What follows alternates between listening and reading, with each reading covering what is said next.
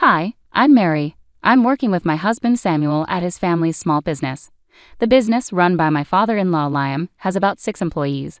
Liam is quiet and doesn't get involved much in day-to-day tasks. Instead, Samuel, who will likely be the next president, is very dedicated and works hard with clients and new projects. Everyone comes together for big projects, creating a lively and energetic atmosphere. I've been a part of this for 8 years since marrying Samuel. Recently, my mother-in-law Amanda has expressed some concerns about me being involved. When I came home early to make dinner while Samuel worked late, Amanda confronted me, saying, "How long are you going to stay in our family business?" It seemed like she was more focused on criticizing me than enjoying her retirement. In response, I kept calm and asked, "What do you mean by clinging?" Amanda jumped in, suggesting that my marriage to Samuel was just a way for me to get a job at their company and that I was taking advantage of it. This wasn't the first time she had made such accusations, and it was becoming a regular issue. When I married Samuel, I chose to leave my old job and join his family's business because I wanted to, not because I had no other options, as Amanda seemed to think. I tried to explain, "Mom, it's not that I couldn't work elsewhere. I chose to be here." But she didn't seem to understand and continued to believe her own assumptions about my reasons. The tension with Amanda went beyond just words. Even though she had promised to manage the household after retiring, she didn't help out much. Instead, she insisted, "I've worked all my life. Now it's the daughter-in-law's turn to handle the household duties." So I often ended up managing dinner and cleanup. One afternoon, I mustered up the courage to talk to Amanda about a problem that had been bothering me. "Amanda," I started carefully, "I've noticed that there are often dirty dishes left in the sink. It would really help if you could clean up after yourself." Instead of responding calmly, Amanda reacted angrily. She accused me of overstepping my role as a daughter-in-law and trying to impose rules in her home. I was worried about dinner getting delayed because of this argument, so I tried to stay calm and suggested, "Mom, let's talk about this later. I need to start preparing dinner." Amanda agreed and went to the living room, leaving me to focus on getting the meal ready. Both Liam and Samuel had seen Amanda's harsh treatment of me and tried to step in when they could, but their efforts often seemed to have little effect. When they spoke up, it usually only made Amanda more upset with me. Despite their concern and attempts to help, Amanda's words were still painful. While I never faced physical violence, the emotional hurt was significant. Liam and Samuel's support was crucial in helping me cope with Amanda's harsh remarks, but it was especially tested on one tough morning. After cleaning up from breakfast and getting ready to leave for work, Amanda suddenly shouted, "Oh my, what a mess. A trash heap here." And without any warning, she threw a bucket of water on my handbag. I was stunned, feeling a mix of shock and anger. "What are you doing?" I asked, my voice shaking with disbelief. Amanda's response was dismissive and childish. "Oh, was that your stuff? I thought it was just a big piece of trash." Her careless attitude only made me more upset. "Even if you thought it was trash, who pours water on it?" I asked, struggling to understand her lack of concern. As I sat across from Amanda in the morning light, she looked cold and determined, as if she had made up her mind to take a drastic step. "What kind of reasoning is that? Now the carpet is soaked, and what about the vacuum cleaner?" I said, frustrated and confused, as I tried to dry my important work documents. Amanda, with a chilling indifference, said, "You don't need to go to work anymore." I was completely bewildered. "Excuse me?" I replied, stunned and in disbelief. Amanda's next words felt like a sharp blow to my heart. "You've been clinging to this house for 8 years, but today I can finally get rid of you." Her voice was filled with anger and determination I had never seen from her before. I was overwhelmed with sadness and confusion. "Getting rid of me?" I repeated, my voice trembling. "She made me feel like a complete outsider in this family. My daughter is joining the company, so you need to leave. Today is your last day. Just bow your head to your father-in-law and Samuel and apologize for all the trouble you've caused." Her mocking laughter only deepened my hurt. She was using my job to force me out. I had dedicated years to this role, building respect and creating memories. I was shocked and heartbroken, struggling to understand how my sacrifices seemed so meaningless to her. "Are you sure about this? Wasn't Emma working in a clothing store in Philadelphia?" I asked, confused and worried. My job was more than just a paycheck. It was important to me. Meanwhile, Emma, my sister-in-law, was apparently tired of city life and wanted to return. She said she was tired of dealing with the cold people in Philadelphia, so I promised her a job when she came back, Amanda said with finality. "She's coming back immediately, and now that she is, I want you out of this house." Her words hit me like a freezing gust of wind. With one sweeping decision, she was appending my life and dismissing my role in the family without any chance for discussion. She handed me an envelope. "I've written your resignation letter," she said, effectively banishing me from our home. In that moment, my heart felt completely shattered. All my years of hard work and dedication seemed to be dismissed as if they were nothing but scraps of paper.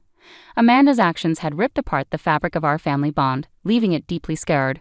With a heavy heart, I walked the short 5 minutes to the company, a route I had traveled many times before, but never with such a swirl of emotions. Each step under the cool morning sky felt heavy with the weight of the situation. When I arrived at the office, I told my father-in-law, Liam, and my husband, Samuel, about Amanda's harsh decision. They looked shocked and restrained, but they managed to stay calm despite the chaos. They suggested that maybe stepping away for a while could show Amanda the real impact of her demands. This idea sent my heart into even more turmoil. After working so hard for the family business for years, the thought of taking a break longer than the short Thanksgiving or Christmas holidays felt overwhelming and strange. Encouraged by Samuel and Liam's supportive advice, "Why don't you spread your wings for a change?" I decided to take a short trip. As I packed, I reflected on my life, the choices I had made, and what the future might hold. Meanwhile, my sister-in-law, Emma, who was supposed to replace me at the company, arrived unexpectedly late at 2 p.m. Her careless attitude left Samuel and Liam frustrated and confused. Despite their attempts to help her understand the business, Emma seemed uninterested. Hearing this made me anxious about the company's future, even as I looked forward to my trip. I left without another word to Amanda and quickly set off. As the train moved, I looked out at the changing scenery, using the time to think about my past and future. The trip gave me a chance to take a break and reflect. While enjoying local seafood specialties, I often thought about my family and the business. On the 5th day of my getaway, my peaceful time was suddenly interrupted by a tearful call from Emma. "What's going on?" Mom said it was an easy job, just sitting in a chair, but Samuel and Dad are acting like I can't do anything right, Emma complained. Her words mirrored what my mother-in-law had probably told her, and I was taken aback. Even though I was enjoying a more relaxed pace during my trip, I knew it was time to help Emma face reality. "So Emma, how good are you with computers?" I asked, sensing her hesitation. "Well, I usually watch videos online and play games too," she replied. Her answer suggested she wasn't very skilled with computers. I asked her if she knew how to use software tools like Word or Excel. Her confused response surprised me, especially since she had worked in the Philadelphia apparel industry, where tasks like tracking sales and managing inventory would have required basic computer skills. "Can you handle calculations for sales or fill up documents?" I asked. She confidently said she could do those tasks. However, when I asked, "Can you calculate the right amount of tax?" her confidence wavered, and she answered uncertainly. This wasn't just about her math skills, but about her ability to apply them in a real business setting. While Emma might have other talents, it was clear that she wasn't sure about the skills needed for the job. Her discomfort with calculations seemed to be a big part of why Liam and Samuel were criticizing her. "It's crucial to confront the motives of my mother-in-law and her supporters who want to push me out," I said. "Since you're taking over my role, I expect you to manage the accounting tasks properly. Remember that email etiquette is important. A casual tone might work with friends, but it's not suitable for business communications. Also, you'll be responsible for scheduling staff shifts. Our team is small, but we take everyone's requests for time off seriously, so make sure not to prioritize your convenience over theirs." I advised her firmly, continuing to outline her responsibilities. I could hear Emma sobbing on the other end of the line. It was a tough conversation, but it was necessary for her to understand the reality and expectations of the role she was stepping into. Emma abruptly ended the call, clearly overwhelmed by the tasks at hand. Over the next 4 days, I took the opportunity to explore Philadelphia, the very place Emma had left. Surprisingly, I found the people there warmer than expected, which was a stark contrast to the cold-hearted nature of my mother-in-law, Amanda, and Emma, who seemed determined to push me out. A week after leaving my job, I returned to my in-laws' house. As soon as I arrived, Amanda confronted me, her face red with fury. "How dare you make my daughter cry? You won't get away with this." Amanda yelled, her eyes filled with anger and confusion. Before she could reach me, Samuel and Liam stepped in, trying to calm her down. Despite their efforts, Amanda's anger showed no signs of easing.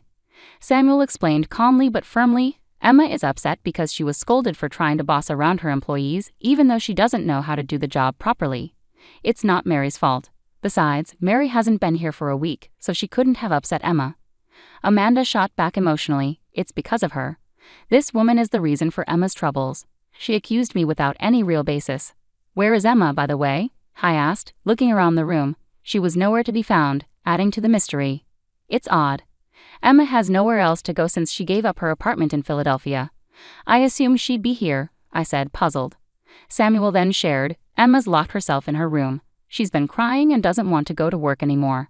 She's overwhelmed because she doesn't have the skills needed for the job." Amanda was still upset and accused, "You've been turning Samuel and Liam against me. They wouldn't say the company is doing better with you instead of Emma unless you made them think badly about her." Samuel sighed deeply, clearly tired of the family drama and his failed attempts to clear things up. "Mom," he started again, trying to explain, "it might sound unusual, but Mary is really good at her job. She's certified in bookkeeping, she's great at secretarial work, and she even studied Spanish abroad. She manages all the multilingual communications at the company." He said this proudly. Amanda looked surprised, obviously not knowing about my qualifications and what I had done. "That sounds like something from a TV show," she mumbled. Thinking back, I shared that in college I was so focused on getting various certifications and studying that I barely had time for social activities or romance. It was during this time that I met Samuel when he visited my company for business.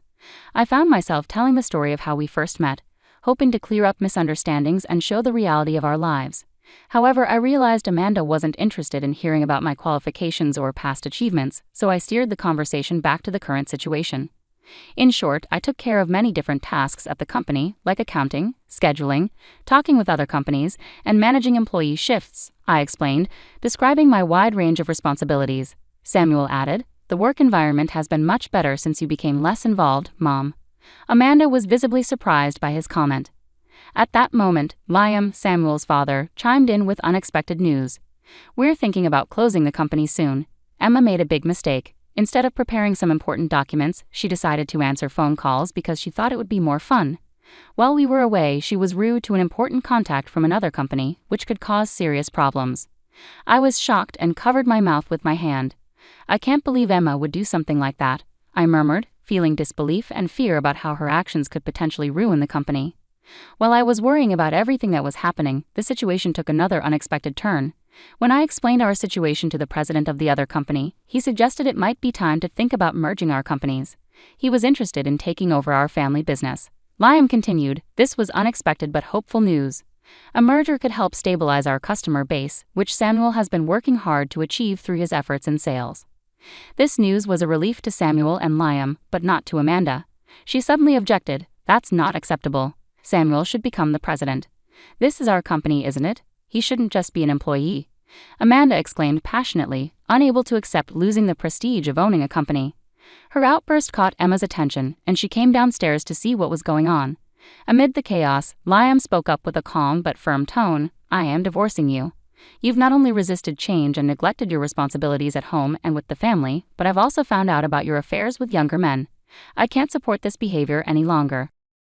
This announcement shocked everyone, especially Samuel and me. Liam then took some divorce papers and a photo of Amanda with a young man from a shelf in the living room and placed them on the table. "If you look at these divorce papers now and pack up your things, I won't ask for alimony. Trying to get money from you would be pointless," he said firmly. "How can you say that? Haven't I dedicated myself to this house all these years?" Amanda protested. "Have you done any real housework in the last 8 years? Spending someone else's money on young men doesn't count as devotion to this house," Liam replied, sounding more frustrated than we'd ever heard him. This was the first time we saw this stern side of Liam, who was usually mild-mannered, as he addressed the deep-seated issues in the family. In the middle of all this family drama, seeing Liam, usually so calm and controlled, looking visibly upset was a shock to everyone, especially Emma, who had just walked into the room. She shook slightly, clearly shocked and scared. "Emma, this affects you too," Liam said firmly. "You came back because you couldn't make it on your own in Philadelphia. Now you can't even find a job here, and you act like you're better than everyone else. You've stopped trying to work altogether and seem to be avoiding responsibility. It's time for you to leave this house as well." Emma was stunned, her face showing confusion and denial.